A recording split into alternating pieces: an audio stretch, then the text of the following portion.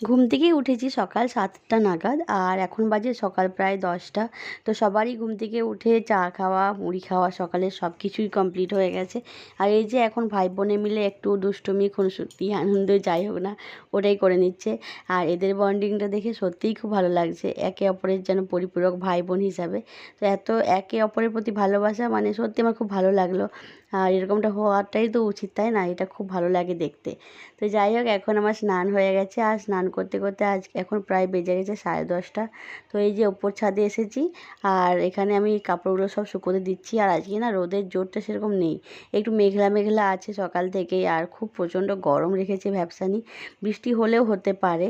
তো এই যে এখন আমি জামা কাপড়গুলো মেলে দিচ্ছি এখানে। তো একটু ভয় আছে, হাওয়া দিচ্ছে প্রচণ্ড, একবার করে যদি উড়ে চলে যায় সেই ভয়টাই পাচ্ছিলাম। তো যাই হোক, এখানে ক্লিপ আছে, ক্লিপ দিয়ে আটা আছে অনেক জামা কাপড়, উড়ে যাবে না হয়তো। আর উড়ে গেলেও নিচে দোকানে ঘরের যে ছাদ আছে সেই ছাদেই পড়বে, কোনো অসুবিধা হবে না, বৌদি বলেছে তুলে নেওয়া যাবে। তো সেই জন্য আমি এই ছাদের এই পাঁচিলগুলোতেও মেলে দিচ্ছি 2-1টা জামা কাপড়। আর দড়িটা এতটাই উঁচু যে আমি মানে জাস্ট একটু দিতে পারছি না, একটু লাফিয়ে দিতে হচ্ছে। তো ভিডিওটা করছে আমার মাম্মাম। তো আমি একাই আসছিলাম ওপরে কাপড়গুলো শুকোতে দিতে। তো মাম্মাকে বললাম, মাম্মাম এবার এসো, ভিডিওটা করে দাও। তো ও ভিডিওটা করছে, ওই জন্য ক্যামেরাটা একটু নড়ছে, ছোটো বাচ্চা মানুষ ওর হাতে, আর ওকে সেরকম বোঝে যে কীভাবে স্টিল থেকে ভিডিও করতে হয়। তো যাই হোক, ভিডিওটা করেছে, এটাই আমার অনেকটা হেল্প হয়েছে, তার জন্য অনেক অনেক অনেক অনেক ভালোবাসা মাম্মামকে। তো যাই হোক, এভাবে যদি কেউ ভিডিও করে দেয় সেই ভিডিওটা আমার মনে হয় ভালো হয়।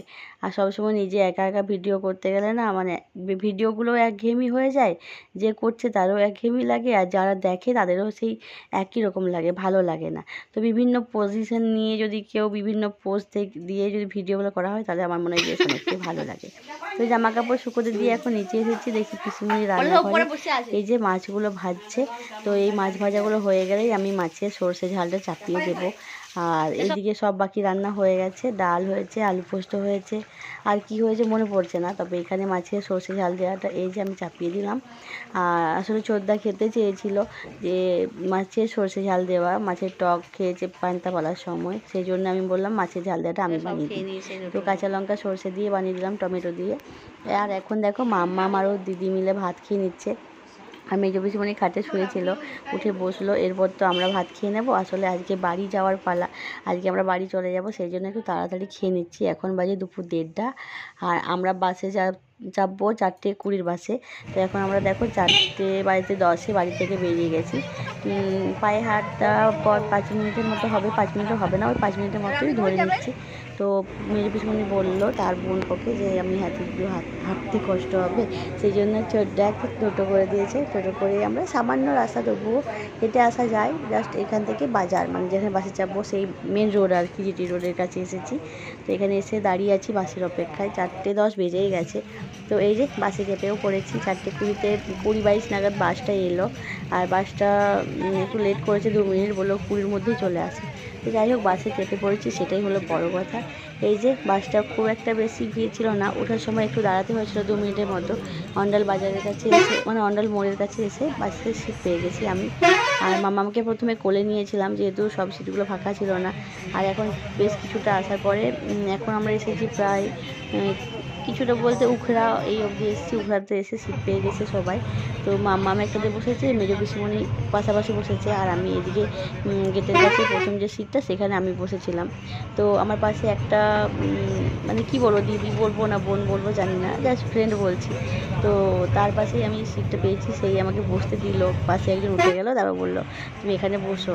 তো যাই হোক, ভালো লাগলো খুব, মানে কথা বলে, তার ব্যবহার, তার এতটাই তার ফ্র্যাঙ্কলি সে আমার সাথে মিশে গেল। সত্যি মানে মনে হচ্ছিল না যে মানে বাসে মানে উঠে কোনো অচেনা মানুষের সাথে দেখা হলো, সাক্ষাৎ হলো। বারবার খালি আমার মনে হচ্ছিল যে ইনি খুব কাছের মানুষ, আমার খুব পরিচিত। যেটুকু রাস্তা আমরা পাশাপাশি বসে এসেছি, সেটুকু রাস্তা কিন্তু মন খুলে আমরা গল্প করেছি একে অন্যের সাথে। সত্যিই আমি খুব খুশি হয়েছি। আর ওই বন্ধুর বাড়ি কোথায় সেটাও জেনে নিয়েছি। আর আমি যদি সেই জায়গাতে যাই কখনো, আমি অবশ্যই সেই বন্ধুর সাথে দেখা করে নেব। তার বাড়ি কোনখানে সেটাও জিজ্ঞাসা করেছি। হয়তো নামটা মাথায় নাও থাকতে পারে, কেননা কখন যাব, কত বছর পরে যাব সেটাও জানি না। যতদিন না মা টানছেন ততদিন তো বলতে পারবো পারবো না যে আমি কবে যাব। আসলে কাছের রাস্তা হলে কি হবে, যাব যাব করেও না যাওয়া হয়ে ওঠে না, যতক্ষণ না সেই জায়গার মানে সেই জায়গার টানটা আমাকে না টেনে নিয়ে যায়। আর আশা করি ওই জায়গা আমাকে যেতে হবে একবার না একবার হলেও। তখন আমি ওই বন্ধুর বাড়ি অবশ্যই যাব, আর খুব ইচ্ছা আছে বন্ধুর সাথে দেখা করব। আর বন্ধু বারবার করে বলে দিয়েছে যেন তার সাথে দেখা করি। আর যাই হোক, ভালো লাগলো। এখন আমরা বাড়ি চলে এসেছি। আর এই যে সন্ধ্যের সময় মিনা আর ওর ভাইপো মানে আমার মামা মিলে চপ মুড়ি খেয়ে নিচ্ছে। আর এই মিনা মানে আমার ননদ হয় এটা।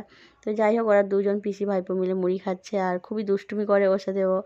ও ভিডিওর দিকে তাকাচ্ছে না বলে ওর মাথা ধরে ওকে তুলে বারবার বলছে তাকিয়ে থাক, ভিডিওর দিকে তাকা। তো ও কিন্তু ওকে মারছে না, জাস্ট মাথাটা তোলার চেষ্টা করছে। আর বাসে আসবার সময় লাউদোহাতে লাউদোহা না মাদারীগঞ্জে সিঙ্গারা কেনার জন্য নেমেছিলাম। বাসটা ওখানে 5 মিনিটের মতো দাঁড়ায়। তো সবাই নেমেছিল, তো সিঙ্গারাটা নিলাম না, আইসক্রিম নিয়েছিলাম 3টে।